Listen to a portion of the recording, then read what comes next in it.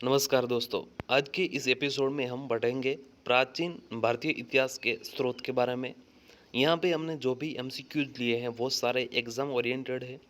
चाहे आप पीसीएस की तैयारी कर रहे हो, चाहे आप SSC, CGL, CHL, MTS, banking की, सब में जो हिस्ट्री का जो जीके पूछा जाता है तो उससे रिलेटेड एक टॉपिक है प्राचीन भारतीय इतिहास के स्रोत। उसके सारे एमसीक्यू अराउंड 80 के अराउंड एमसीक्यू है जो हमने इसमें दिए गए हैं।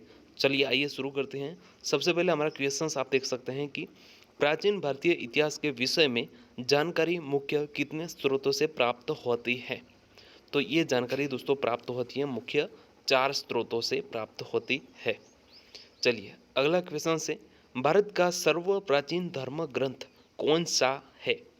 जो 4 ग्रंथ है उनमें से सर्व प्राचीन धर्म ग्रंथ कौन सा है, तो वो है आपका वेद।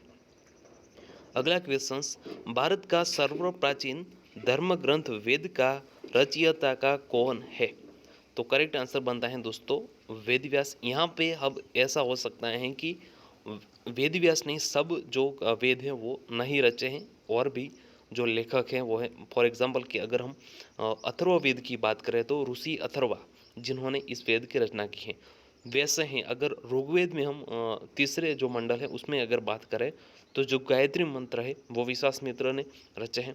तो ऐसे बहुत सारे ऋषि हैं। तो यहाँ पे हम परफेक्ट नहीं कह सकते, लेकिन अगर आपको एग्जाम में ऐसा कहीं क्वेश्चंस देखने को मिले कि भारत का सर्व प्राचीन धर्म ग्रंथ वेद का जो रचयिता कौन है, तो आप वेद व्यास कर सकते हैं। चलिए, वेद के कितने प्रकार हैं। तो दोस्तों 4 प्रकार हैं वेद के। सबसे पहला प्रकार ऋग्वेद, यजुर्वेद, सामवेद और अथर्ववेद। अगला क्वेश्चन से, सबसे प्राचीन वेद कौन सा है। सबसे प्राचीन वेद है ऋग्वेद, और सबसे अर्वाचीन वेद है जो सबसे लास्ट में जो वेद की रचना की गई वो वेद है आपका अथर्ववेद। ऋचाओं के क्रमबद्ध ज्ञान के संग्रह को क्या कहा जाता है। तो वो सब कहाँ पे दिया गया है, ऋचाओं को क्रमबद्ध ज्ञान के संग्रह को ऋग्वेद कहा जाता है। ऋग्वेद में कितने मंडल हैं, तो 10 मंडल है। ऋग्वेद में कितने सूक्त हैं, तो 1028 सूक्त ऋग्वेद में दिए गए हैं। ऋग्वेद में कितनी ऋचाएँ हैं, तो 10,462 ऋचाएँ ऋग्वेद में दी गई हैं। ऋग्वेद को पढ़ने वाले ऋषि को क्या कहते हैं, तो उसका आंसर है होत्रु। ऋग्वेद को जो पढ़ने वाले ऋषि हैं उनको होत्रु कहते हैं। आर्यों के राजनीतिक प्रणाली और इतिहास के बारे में जानकारी किस वेद में मिलती है। तो दोस्तों करेक्ट आंसर बनता है आपका ऋग्वेद में मिलती है। अगला क्वेश्चन, ऋग्वेद के किस मंडल में गायत्री मंत्र है। तो ऋग्वेद के तीसरे मंडल में गायत्री मंत्र दिया गया है। गायत्री मंत्र की रचना किसने की, तो विश्वामित्र ने। ऋग्वेद के तीसरे मंडल में सूर्य देवता सावित्री को समर्पित गायत्री मंत्र के रचयिता कौन है, तो वो करेक्ट आंसर बनना है आपका विश्वामित्र। ऋग्वेद के 8वीं मंडल की हस्तलिखित ऋचाओं को क्या कहा जाता है, तो आंसर है दोस्तों खील कहा जाता है।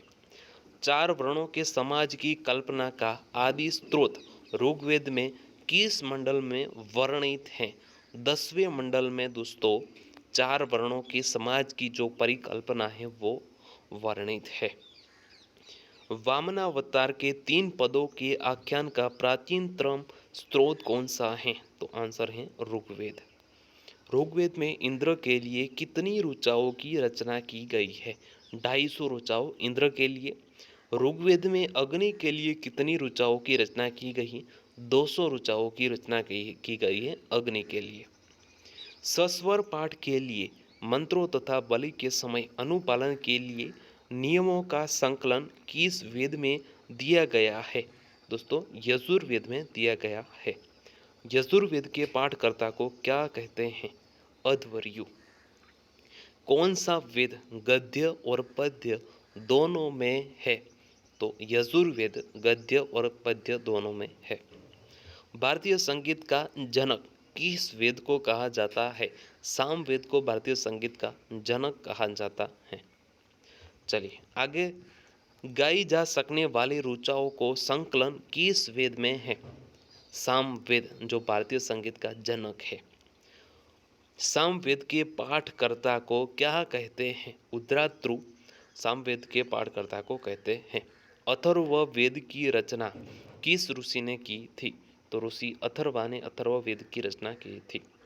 तंत्र मंत्र, जादू टोना, औषधि, राजकर्म से संबंधित किस वेद में ये बातें सब दी गई हैं? तो दोस्तों अथर्ववेद में दी गई है। सभा एवं समिति को किसकी दो पुत्रियों कहा गया है? प्रजापति की दो पुत्रियां सभा एवं समिति को कहा गया है। वेदों को भली भांति समझने के लिए किसकी रचना की गई है? वेदांगों की। वेदांग कितने हैं? 6। 6 वेदांग कौन से हैं? शिक्षा, ज्योतिष, कल्प, व्याकरण, निरुक्त और छंद। भारतीय ऐतिहासिक कथाओं का सबसे अच्छा क्रमबद्ध विवरण किसमें मिलता है? तो पुराणों में मिलता है। पुराणों की संख्या कितनी है? 18 है। कितने पुराणों में राजाओं की वंशावली पाई जाती है? 5 पुराण ऐसे हैं जहां राजाओं की वंशावली पाई जाती है। कौन से 5 पुराण? मत्स्य पुराण, वायु पुराण, विष्णु पुराण, ब्राह्मण पुराण और भागवत पुराण। विष्णु पुराण किस वंश से संबंधित है? मौर्य वंश से संबंधित है। मत्स्य पुराण किस वंश से संबंधित है? सातवाहन वंश से मत्स्य पुराण संबंधित है। वायु पुराण किस वंश से संबंधित है? तो गुप्त वंश से वायु पुराण संबंधित है। सबसे प्राचीन और प्रामाणिक पुराण कौन सा है? मत्स्य पुराण जो सबसे प्राचीन और प्रामाणिक पुराण माना जाता है। स्त्रियों तथा शूद्रों जिनको वेद पढ़ने की अनुमति नहीं थी वो क्या सुन सकते थे? तो वो लोग पुराण सुन सकते थे। स्मृति ग्रंथों में सबसे प्राचीन और प्रामाणिक स्मृति कौन सी है? मनुस्मृति। नारद स्मृति किस युग के विषय में जानकारी प्रदान करता है? गुप्त युग के बारे में। जातक कथा में किसकी पूर्व जन्म की कहानी वर्णित है? भगवान बुद्ध की कहानी वर्णित है। हीनयान समुदाय का प्रमुख ग्रंथ कौन सा है? कथा वस्तु। जैन धर्म के पवित्र ग्रंथ कौन से हैं? आगम ग्रंथ जो जैन धर्म के पवित्र ग्रंथ है। जैन धर्म का प्रारंभिक इतिहास किससे ज्ञात होता है? कल्पसूत्र से जैन धर्म का प्रारंभिक इतिहास ज्ञात होता है। अर्थशास्त्र के लेखक कौन हैं? चाणक्य अर्थशास्त्र के लेखक हैं जिनका नाम है कौटिल्य। चाणक्य काफी नाम से हम सब जानते हैं। मौर्यकालीन इतिहास की जानकारी किस ग्रंथ से प्राप्त होती है? अर्थशास्त्र से मौर्यकालीन इतिहास की जानकारी प्राप्त होती है। संस्कृत साहित्य में ऐतिहासिक घटनाओं को क्रमबद्ध लिखने का सर्वप्रथम किसके द्वारा किया गया था? तो कवि कल्हण के द्वारा संस्कृत साहित्य में ऐतिहासिक घटनाओं को क्रमबद्ध लिखने का सर्वप्रथम प्रयास किया गया था। कश्मीर के इतिहास से संबंधित राजतरंगिणी पुस्तक के रचयिता कौन है? तो कल्हण कश्मीर के इतिहास से संबंधित जो राजतरंगिणी पुस्तक है उनके रचयिता है। अरबों की सिंध विजय का वृत्तांत किस पुस्तक में है? तो चचनामा में अरबों की सिंध विजय का वृत्तांत दिया गया है। चचनामा की रचना किसने की थी? तो अली अहमद ने चचनामा की रचना की थी। अष्टाध्यायी के लेखक कौन हैं? तो पाणिनि अष्टाध्यायी के लेखक है। मौर्य के पहले का इतिहास तथा मौर्य युगीन राजनीतिक अवस्था की जानकारी किस पुस्तक में से मिलती है?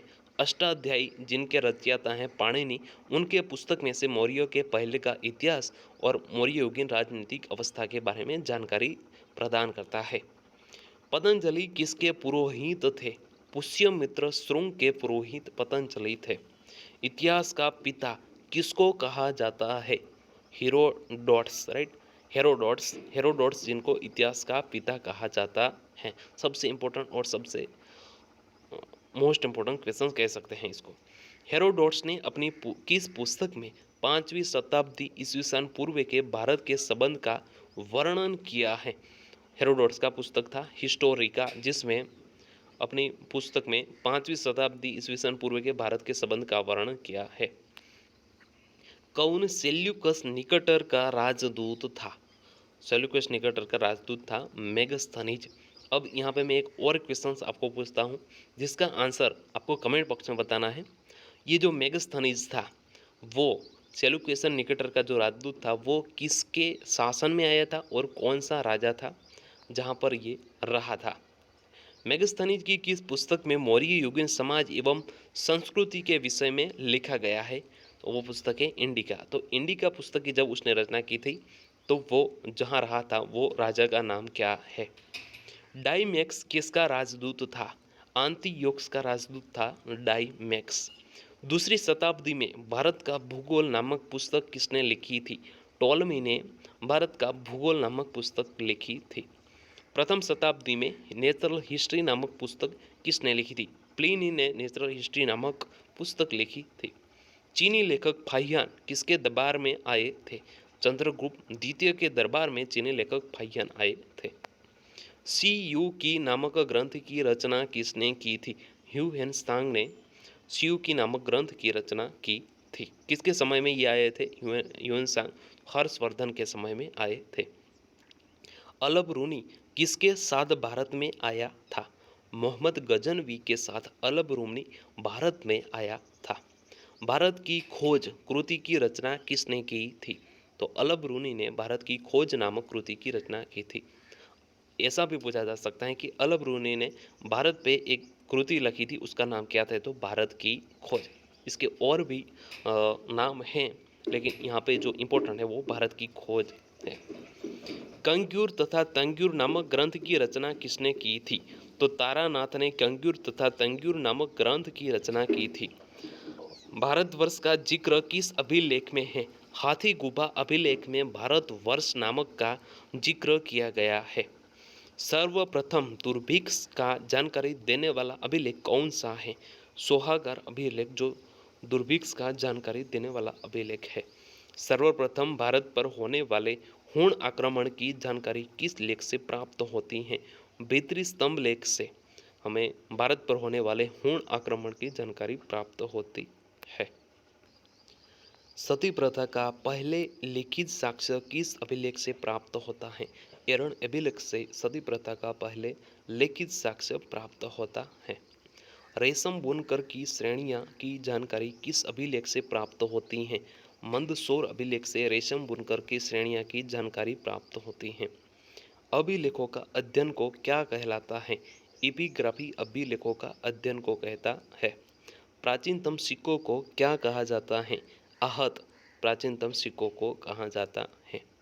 सर्वप्रथम सिक्कों पर लेख लिखने का कार्य किसने किया था? यवन शासकों ने सर्वप्रथम सिक्कों पर लेख लिखने का कार्य किया गया था। जिस काल में मनुष्य ने घटनाओं को कोई लिखित विवरण उद्धत नहीं किया उसे कौन सा काल कहा जाता है? प्राग ऐतिहासिक काल कहा जाता है। पूर्व पाषाण युग के मानव की जीविका का मुख्य आधार क्या था? शिकार पूर्व पाषाण युग के मानव की जीविका का मुख्य आधार था। आग का आविष्कार किस काल में हुआ? पूरा पाषाण काल में आग का आविष्कार हुआ था। मनुष्य में स्थायी निवास की प्रवृत्ति किस काल में की गई? तो वो नवपाषाण काल में की गई थी। मनुष्य ने सर्वप्रथम किस धातु का प्रयोग शुरू किया था? सबसे पहले किस धातु का प्रयोग उसने किया था? तो वो था तांबा। कृषि का आविष्कार किस युग या तो किस काल में हुआ? नवपाषाण काल में कृषि का सबसे पहली बार आविष्कार हुआ था। कृषि के लिए अपनाई गई सबसे प्राचीन फसल कौन सी थी? तो वो फसल थी दोस्तों गेहूं और जौ। अगर ये एपिसोड आपको अच्छा लगा जरूर लाइक कर दीजिए और अपने दोस्तों के साथ जरूर शेयर कीजिए और चैनल को सब्सक्राइब कीजिए। धन्यवाद।